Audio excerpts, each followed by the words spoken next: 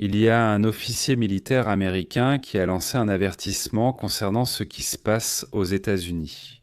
D'après leurs années de navigation et de vol à travers le monde, c'est ce qu'ils ont observé. Le pilote de la marine des États-Unis, Ryan Graves, a révélé que les observations d'objets volants non identifiés sont presque quotidiennes.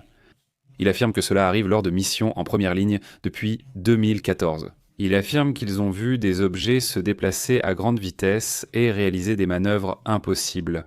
Les objets détectés défient toutes les lois connues de la physique. Il n'y a aucun objet, aucun vaisseau, aucun missile, rien qui puisse faire ce que ces objets peuvent faire. Ils se déplacent pendant les airs, puis entrent dans l'océan sans perdre de vitesse. Nous les avons suivis dans l'océan grâce au radar, à des vitesses telles qu'on aurait dit qu'ils n'étaient pas entrés dans l'eau. Tout le monde sait que si un avion entre dans l'eau, il disparaît, il est totalement détruit. Il n'y a aucun moyen qu'un avion puisse aller à la vitesse maximale, à la vitesse du son ou plusieurs fois la vitesse du son. Il touche à peine la mer, l'avion se désintègre. C'est comme du béton, exactement. C'est comme frapper du béton. Comme ces objets, ils plongent et ressortent très vite, dit-il. Le plus étrange, c'est qu'il n'y a pas d'éclaboussure. C'est-à-dire que d'une certaine manière, ils s'adaptent en entrant dans l'eau. L'eau ne rebondit même pas, n'est-ce pas ? Une chose... Eh bien, hallucinant.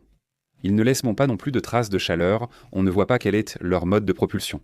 C'est aussi un sujet qui attire l'attention. C'est comme, quelque chose d'un autre niveau, disons, non. Cet officier de la marine décrit l'une des rencontres les plus rapprochées avec l'un de ces objets en forme de cube. C'était un cube. Sombre, dit-il, dans une sphère transparente.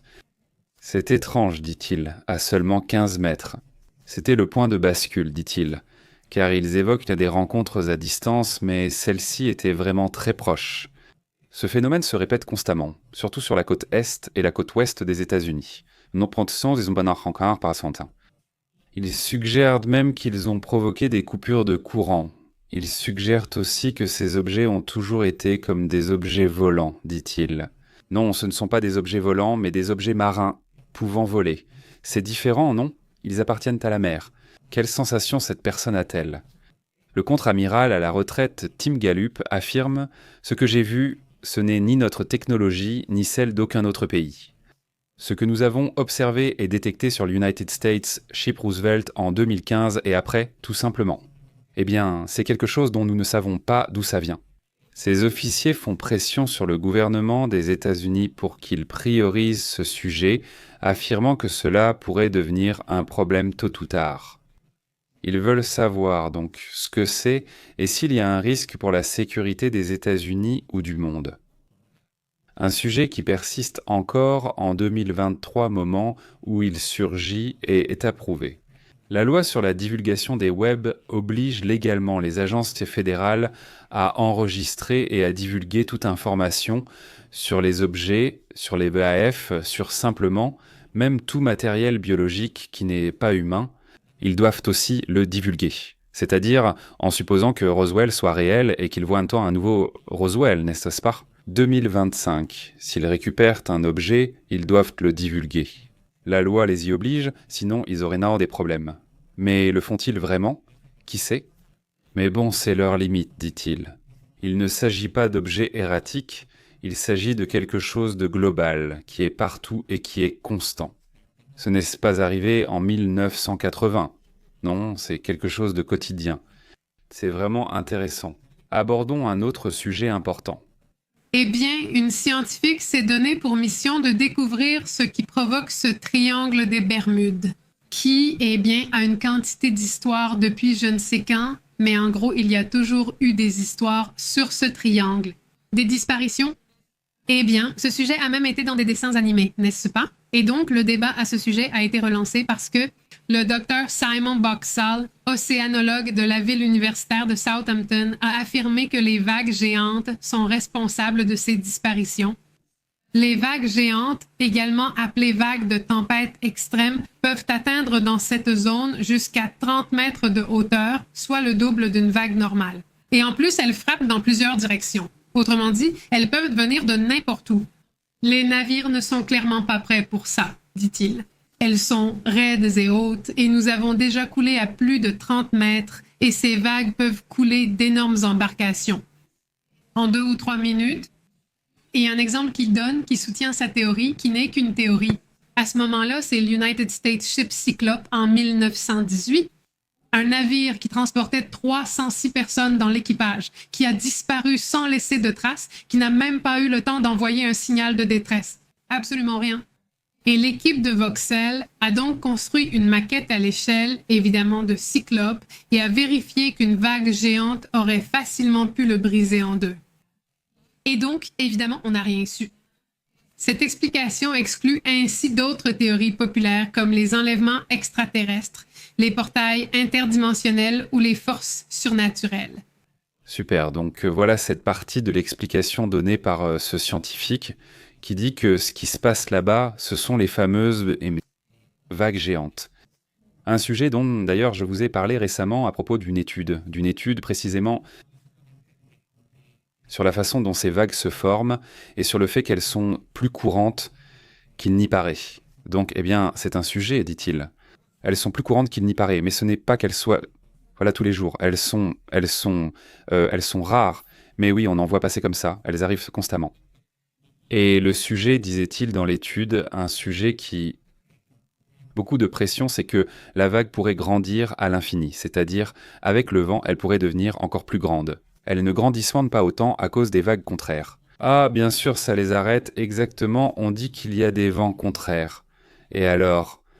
Mais parfois, il arrive par hasard qu'il y ait beaucoup de vagues dans le même sens et que des vents forts soufflent ça vers le même point, et alors cela génère cette méga vague.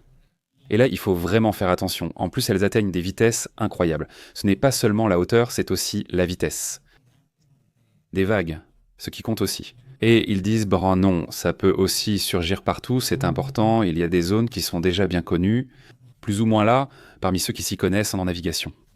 Que par ici, eh bien non, ni les Andes, car c'est dangereux. Mais bon. Il affirme que plus le navire est grand, plus les dégâts sont importants. Plus ça frappe fort, ce n'est pas bon. Voilà le problème. Qu'il m'explique ce qui est arrivé au Maria Céleste. Avec le Maria Céleste, c'est qu'il s'en va. Je veux dire, indépendamment de cela, il y en a plusieurs. C'est sans doute l'explication la plus scientifique, mais certaines choses restent inexpliquées. C'est-à-dire, bon, qu'il ne l'explique pas, j'implique pas.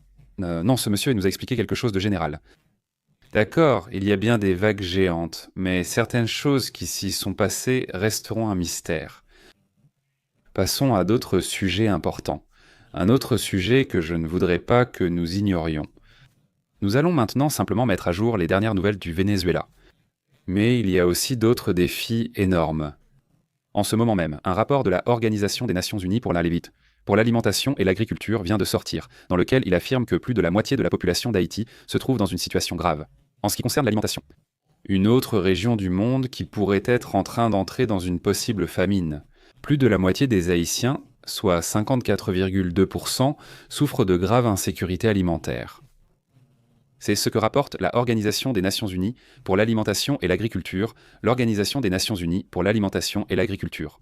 Tous les indicateurs en Haïti se sont détériorés. Fortement, souligne le numéro 2 de la Organisation des Nations Unies pour l'alimentation et l'agriculture. Et dans cette situation d'ultra-insécurité, de chaos et de tout ce que tu veux, on fait maintenant face au défi de la faim. Nous allons rendre la situation extrêmement difficile.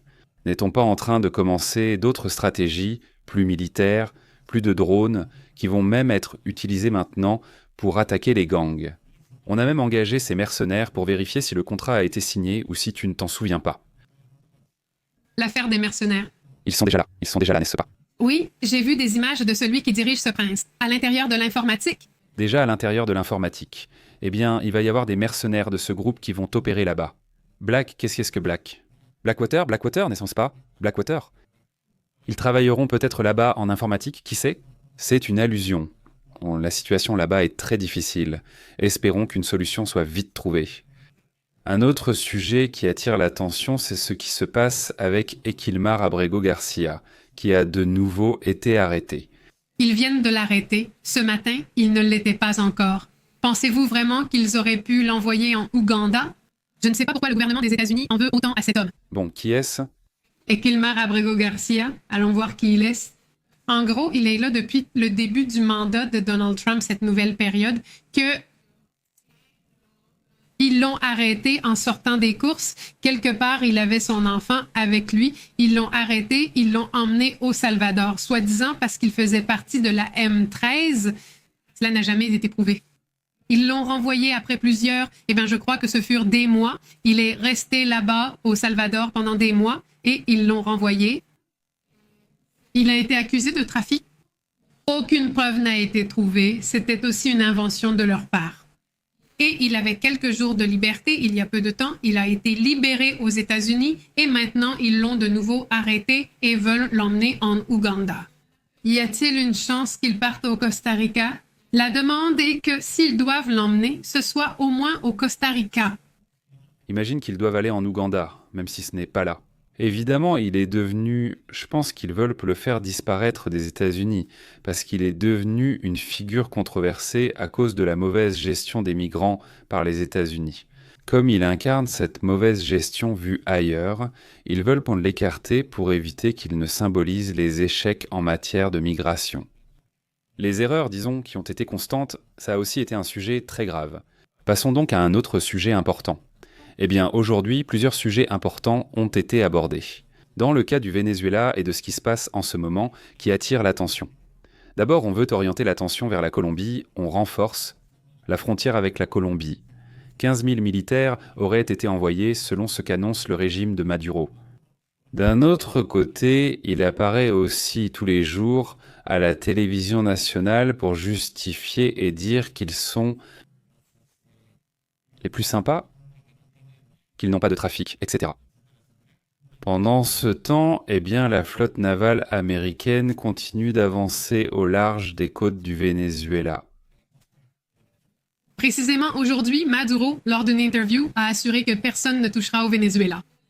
Il a dit qu'ils ont déjà eu un processus intensif d'accélération et de réorganisation. Une dynamique militaire qui est déployée 24 heures sur 24, avec une capacité de combat et de lutte armée. Il l'a dit aujourd'hui, je le mentionne. C'est ça, c'est-à-dire... Évidemment, ils préparent leur départ. C'est ce qui se passe. Ils préparent leur départ et ils ne vont pas rester. À moins qu'au dernier moment, Trump dise non, finalement non. Autrement dit, si ces services de renseignement lui conseillent l'encre de ne pas agir, ils ne le feront pas. Trump ne prendra le risque que s'il est certain de gagner. Il l'a fait avec l'Iran, c'est-à-dire avec l'Iran. L'opération avec l'Iran n'a eu lieu que lorsque Israël contrôlait l'espace aérien. C'est-à-dire, Trump ne veut pas voir un avion militaire américain s'écraser, ou il ne veut aucun de ce genre de problème. Ainsi, la question n'est pas vraiment sûre. Je trouve difficile qu'il entre. Pas impossible car c'est déjà un grand mouvement. Mais je pense qu'en ce moment, ce ne sont que des appels téléphoniques disant « pars à l'amiable et tu peux négocier. Si tu pars de force, ce sera autrement. » Aucune négociation n'aura lieu et la pression augmentera, atteignant des niveaux comparables à l'Iran. Une pression maximale qui durerait des mois autour du Venezuela. Oui, c'est ce que dit le Pentagone. Il pourrait rester des mois. Aujourd'hui, on estime plus ou moins ce qui serait perdu, à peu près chaque mois. Il est difficile de calculer, mais disons que les experts en crime organisé estiment. Certains estiment même jusqu'à 1 milliard de dollars. De pertes mensuelles.